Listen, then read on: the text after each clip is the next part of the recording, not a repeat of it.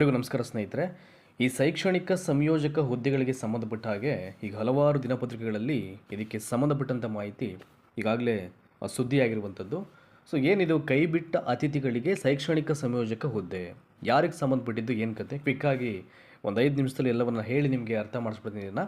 So ಮುಂದೊಂದು ದಿನ ಅತಿಥಿ ಶಿಕ್ಷಕ ಅಂತಕ್ಕಂಥ ನೇಮ್ಗೆ ಬದಲಾಗಿ ಮತ್ತೊಂದು ಶೀರ್ಷಿಕೆಯನ್ನು ಕೊಟ್ಟು ಇನ್ನೂ ಬೇರೆ ರೀತಿ ನಡೆಸ್ಕೋಬೋದು ಅನಿಸುತ್ತೆ ಅವ್ರನ್ನೆಲ್ಲ. ಇವೆಲ್ಲ ನೋಡ್ತಾ ಇದ್ರೆ ಸೊ ನನಗೆ ಅನಿಸುವಂಥದ್ದು.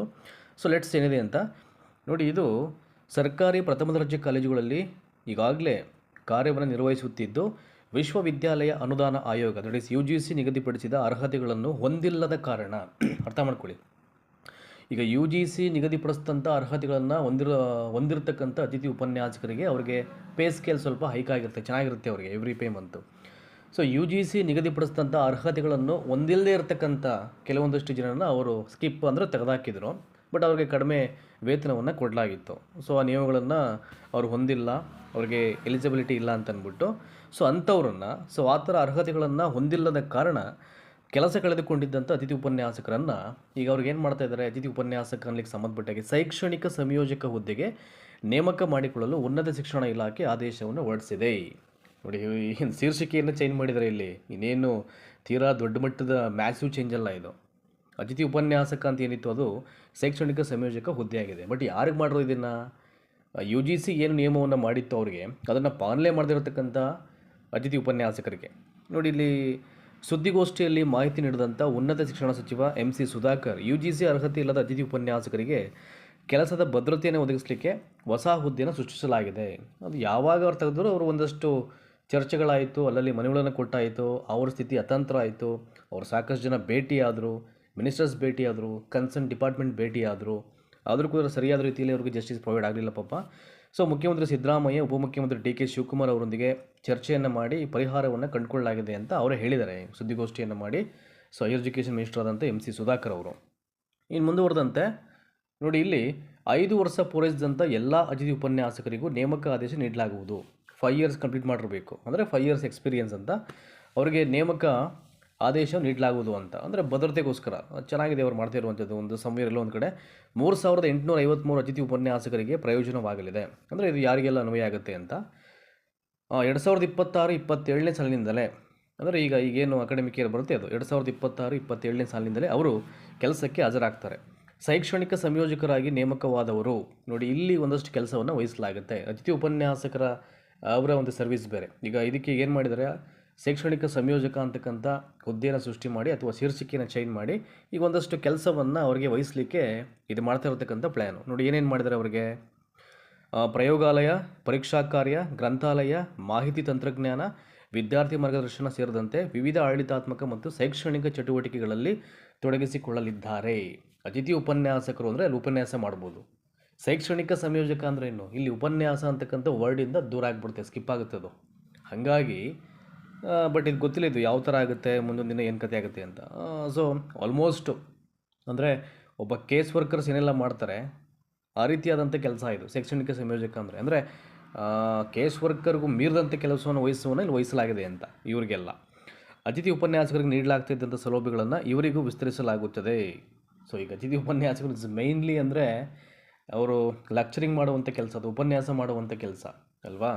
ಎಲ್ಲ ಸೌಲಭ್ಯವನ್ನು ಕೊಡ್ಬೋದು, ಬಟ್ ಅವರ ಸ್ಥಾನಕ್ಕೆ ಏನು ಮಾಡಬೇಕು ಅದು ಮಾಡದೇ ಇದ್ದಾಗ ಎಲ್ಲೋ ಒಂದು ಕಡೆ ಸಮ್ವೇರ್ ನಮ್ಮ ಒಂದು ಏನು ಎಜುಕೇಷನ್ ಮಾಡಿದ್ದೀವಿ, ನಾವೇನು ಮಾಡ್ಲಿಕ್ಕೆ ಬಂದಿದ್ದೀವಿ ಅನ್ನೋದು ಅದು ಕಾಡ್ತಾ ಇರುತ್ತೆ ಅವ್ರನ್ನ.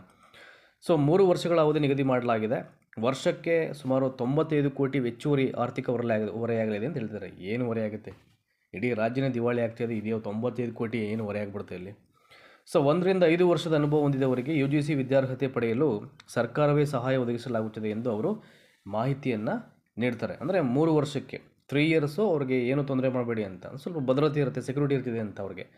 ಸೊ ನೆಕ್ಸ್ಟು, ಉನ್ನತ ಶಿಕ್ಷಣ ಸಂಸ್ಥೆಗಳಲ್ಲಿ ಬೋಧಕರಾಗಿ ಕೆಲಸ ಮಾಡುವವರು ಸ್ನಾತಕೋತ್ತರ ಪದವಿಯ ಜೊತೆಗೆ ರಾಷ್ಟ್ರೀಯ ಅರ್ಹತಾ ಪರೀಕ್ಷೆ ಇಲ್ಲವೇ ಕರ್ನಾಟಕ ರಾಜ್ಯ ಅರ್ಹತಾ ಪರೀಕ್ಷೆ, ಸೆಂಟ್ರಲ್ ಅಂಡರಲ್ಲಿ ಬರೋದು NET ಎಕ್ಸಾಮು, ಸ್ಟೇಟ್ ಅಂಡರಲ್ಲಿ ಬರುವಂಥದ್ದು ದಟ್ ಈಸ್ KSET ಅಂತ ಕರಿತಾರೆ ಅದನ್ನು. ಅವೆರಡು ಪರೀಕ್ಷೆಯಲ್ಲಿ ತಿರುಗಡೆ ಆಗಿರಬೇಕು ಅಂತ. ನೋಡಿ ಇಲ್ಲಿ ಯಾರು ಹೇಳ್ತಾ ಇರೋದೆ, ಉನ್ನತ ಶಿಕ್ಷಣ ಸಂಸ್ಥೆಗಳಲ್ಲಿ ಬೋಧಕರಾಗಿ ಕೆಲಸವನ್ನು ಮಾಡೋರು ಯಾವ್ಯಾವ್ದ್ರ ಎಲಿಜಿಬಿಲಿಟಿನ ಪಡ್ಕೊಂಡಿರ್ಬೇಕು ಅವರು, ಸ್ನಾತಕೋತ್ತರ ಪದವಿಯ ಜೊತೆಗೆ ಅಥವಾ MA MCOMು ಏನೇನು ಮಾಡಿರ್ತಾರೆ ಅದ್ರ ಜೊತೆಗೆ ಅಲಾಂಗ್ ವಿತ್ ಇಲ್ಲ ಒಂದು NET ಆಗಿರಬೇಕು, ಇಲ್ಲ ಇನ್ನೊಂದು KCET ಎಕ್ಸಾಮ್ ಆಗಿರಬೇಕು. ಸೊ PhD ಪಡೆದಿರಬೇಕು ಎಂದು UGC ನಿಯಮವನ್ನು ಹೈಕೋರ್ಟ್ ಎತ್ತಿ ಹಿಡಿದ ನಂತರ ಸುಮಾರು 5068 ಅತಿಥಿ ಉಪನ್ಯಾಸಕರು ಕೆಲಸವನ್ನು ಕಳ್ಕೊಂಡ್ರು. ನಿಮ್ಗೆ ಅವಾಗಲೇ ಹೇಳಿದ್ನಲ್ಲ, ಯಾವಾಗ ಈ ಮಾನದಂಡವನ್ನು ಹೈಕೋರ್ಟ್ ಎತ್ತಿ ಹಿಡಿದ್ಬಿಡ್ತಿದ್ದೋ ಅವಾಗ ತುಂಬ ಜನ ಹೊರಗಡೆ ಬಂದ್ಬಿಟ್ರು ಪಾಪ.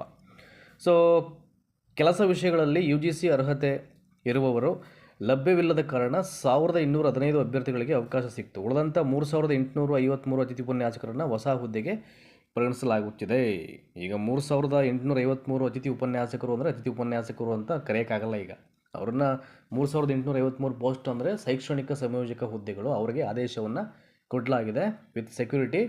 ಅತಿಥಿ ಉಪನ್ಯಾಸಕರಿಗೆ ಅಂದರೆ UGC ಎಲ್ಲ ಅರ್ಹತೆಯನ್ನು ಹೊಂದಿರತಕ್ಕಂಥ ಅತಿಥಿ ಉಪನ್ಯಾಸಕರಿಗೆ ಏನು ಸೌಲಭ್ಯ ಕೊಡಬೇಕು ಆಲ್ಮೋಸ್ಟ್ ಅದನ್ನು ಕೂಡ ಇವರಿಗೆ ಕೊಡಲಿಕ್ಕೆ ಅವಕಾಶವನ್ನು ಮಾಡಲಾಗುತ್ತೆ ಅಂತ ಹೇಳ್ತಾ ಇದ್ದಾರೆ. ಆಯಿತಾ, ಐ ಹೋಪ್ ಈಗ ನಿಮಗೆ ಕೈಬಿಟ್ಟ ಅತಿಥಿಗಳಿಗೆ ಶೈಕ್ಷಣಿಕ ಸಂಯೋಜಕ ಹುದ್ದೆ ಅಂತಂದರೆ ಇದಕ್ಕೆ ಸಂಬಂಧಪಟ್ಟಂಥ ಎಲ್ಲ ಮಾಹಿತಿಯು ನಿಮಗೆ ಗೊತ್ತಾಗಿದೆ ಅಂತ ಭಾವಿಸ್ತಾ ಇದ್ದೀನಿ. ಇನ್ ಕೇಸ್ ಡೌಟ್ಸ್ ಇದ್ದರೆ ಕಮೆಂಟ್ ಬಾಕ್ಸಲ್ಲಿ ಕಮೆಂಟ್ ಮಾಡಿ, ಅದನ್ನು ಎಲ್ಲವನ್ನ ನೋಡಿ ನಾನು ರೆಸ್ಪಾಂಡ್ ಮಾಡ್ತಕ್ಕಂಥ ಪ್ರಯತ್ನ ಮಾಡ್ತೀನಿ. ಇಲ್ಲಾಂದರೆ ತೀರಾ ಹೆಚ್ಚಿನ ಸಂಖ್ಯೆಯ ಏನಾದರೂ ಡೌಟ್ಸು ನಿಮ್ಮಿಂದ ಬರ್ತು ಅಂತಂದರೆ ಕಮೆಂಟ್ಸಲ್ಲಿ ಅವೆಲ್ಲವನ್ನು ನೋಡಿಕೊಂಡು ಮತ್ತೊಂದು ವಿಡಿಯೋದಲ್ಲಿ ಹೇಳೋ ಪ್ರಯತ್ನ ಮಾಡ್ತೀನಿ. ಆಲ್ಮೋಸ್ಟ್ ಅರ್ಥ ಆಗಿರುತ್ತೆ ನೋಡಿ. ಇಲ್ಲಿ ಒಂದು ಟೇಬಲ್ ಕೊಟ್ಟಿದ್ದಾರೆ, ಒಂದು ಎಕ್ಸ್ಪೀರಿಯೆನ್ಸು, ಇನ್ನೊಂದು ಗೌರವ ಸಂಭಾವನೆ. ನೋಡಿ, ಯಾವಾಗ ಶೈಕ್ಷಣಿಕ ಸಂಯೋಜಕ ಹುದ್ದೆ ಅಂತ ಆಯಿತು, ಈಗ ಗೌರವ ಸಂಭಾವನೆ. ಅದನ್ನು ವೇತನ ಅಂತ ಕರೆಯೋಕ್ಕಾಗಲ್ಲ, ಗೌರವ ಸಂಭಾವನೆಯೇ ಸರಿ. ಅದು ಈಗ ಅತಿಥಿ ಶಿಕ್ಷಕರಿಗೆ ಗೌರವ ಧನ ಅನ್ಬೇಕು, ವೇತನ ಅವೆಲ್ಲ ವರ್ಕೌಟ್ ಅಲ್ಲ, ಅದು ಗೌರ್ಮೆಂಟ್ ಎಂಪ್ಲಾಯೀಸಿಗೆ ಮಾತ್ರ ಸರಿಯಲ್ಲ.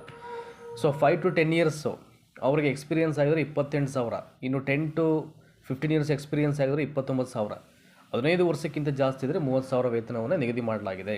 ಯಾರಿಗೆ? ಶೈಕ್ಷಣಿಕ ಸಂಯೋಜಕ ಹುದ್ದೆಗಳಿಗೆ. ಸುಮಾರು 3853 ಜನರಿಗೆ, ಯಾರು ವಂಚಿತರಾಗಿದ್ದರೂ ಅವರಿಗೆಲ್ಲ ಈ ಹುದ್ದೆಯನ್ನು ಸೃಜಿಸ್ಬಿಟ್ಟು, ಅಂದರೆ ಒಂದು ಶೈಕ್ಷಣಿಕ ಆ್ಯಕ್ಟಿವಿಟೀಸ್ಗೆ ಅವ್ರನ್ನೆಲ್ಲ ಮಿಂಗಲ್ ಮಾಡ್ಕೊಳ್ಳಿಕ್ಕೆ, ಕರ್ಕೊಳ್ಳಿಕ್ಕೆ ಅದು ಮಾಡ್ತಾ ಇರ್ತಕ್ಕಂಥ ಒಂದು ಸ್ಕೀಮು. ಬಟ್ ಏನೇ ಆಗಲಿ ಒಂದು 28, 29, 30,000 ಅಟ್ಲೀಸ್ಟ್ ಹೇಗೋ ಸದ್ಯದ ಪರಿಸ್ಥಿತಿಯಲ್ಲಿ ಜೀವನವನ್ನು ನಿಭಾಯಿಸಲಿಕ್ಕೆ ಒಂದು ಹೆಲ್ಪ್ ಆಗೋದು ಅಂತ ಭಾವಿಸ್ತಾ ಇದ್ದೀನಿ. ಸೊ ಈಗ ಈ ಪ್ರೈಮರಿ ಗೆಸ್ಟ್ ಟೀಚರ್ಸು ಮತ್ತು ಹೈಸ್ಕೂಲ್ ಗೆಸ್ಟ್ ಟೀಚರ್ಸು, PU ಅಲ್ಲಿ ಗೆಸ್ಟ್ ಟೀಚರ್ಸ್ ಇವೆಲ್ಲ ಕಂಪೇರ್ ಮಾಡಿದ್ರೆ ಇದು ತುಂಬ ಬೆಟರ್ ಆಗಿರುತ್ತೆ. ಈಗ ಸ್ಯಾಲ್ರಿ ಇಲ್ಲಿ ಕೊಡ್ತಾ ಇರುವಂಥದ್ದು ಅಕಾರ್ಡಿಂಗ್ ಟು ಮಿ. ಹಾಗಾಗಿ ಅವರಿಗೆಲ್ಲ ಇನ್ಕ್ರಿಮೆಂಟ್ ಜಾಸ್ತಿ ಮಾಡಬೇಕು, ಸೌಲಭ್ಯ ಕೊಡಬೇಕಾಗತ್ತೆ. ಅಟ್ಲೀಸ್ಟ್ ಒಂದು ಕನಿಷ್ಠ ವೇತನ ಕಾಯ್ದೆ ಹೇಳಿ ಅವರಿಗೆಲ್ಲ ಮಾಡಬೇಕು. ಇವೆಲ್ಲವೂ ಇರ್ತಿದೆ, ಬಟ್ ಏನೂ ಮಾಡಲಿಕ್ಕಾಗಲ್ಲ. ಇದು ಕಾಲಕ್ಕೆ ಏನೇನು ತಿದ್ದುಪಡಿಗಳಾಗಬೇಕು, ಏನೇನು ಮಾಡಬೇಕು, ಇದು ಯಾರಿಂದಲೂ ಸಾಧ್ಯ ಇಲ್ಲ ಮಾಡ್ತಾ ಇರುವಂಥದ್ದು. ಎಲ್ಲವೂ ಸೊ ಒಳ್ಳೆಯದಾದರೆ ಎಲ್ಲ ಕಾಲಕ್ಕೂ ಜೀವನವನ್ನು ನಿಭಾಯಿಸ್ಕೊಂಡು ಹೋಗಲಿಕ್ಕೆ ಅದು ಸಾಧ್ಯ ಆಗುತ್ತೆ. ಹಾಗಾಗಿ ಸೊ ವಿಡಿಯೋ ಇಷ್ಟ ಆದರೆ ಎಲ್ಲರಿಗೂ ಶೇರ್ ಮಾಡಿ ಅಂತ ಹೇಳ್ತಾ ಇಲ್ಲಿಗೆ ಮುಗಿಸ್ತಾ ಇದ್ದೀನಿ. Thank you so much.